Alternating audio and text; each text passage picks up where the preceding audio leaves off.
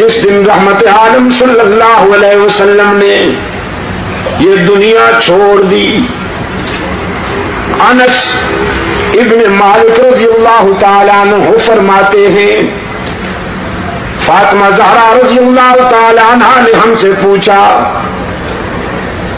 मेरे अब्बा को कहाँ छोड़कर आए हो?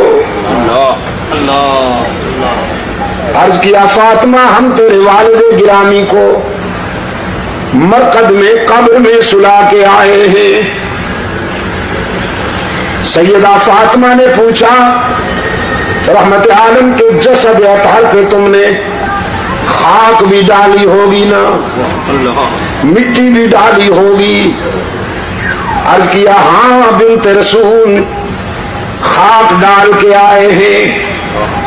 ज़ारों कतार बरस पड़ी, फातिमा की आंखें कहने लगी, वो हाथ तो दिखाओ जिन हाथों से तुमने मोहम्मद अरबी के जिस्म पे मिट्टी डाली। वो दिल कहाँ से लाए थे?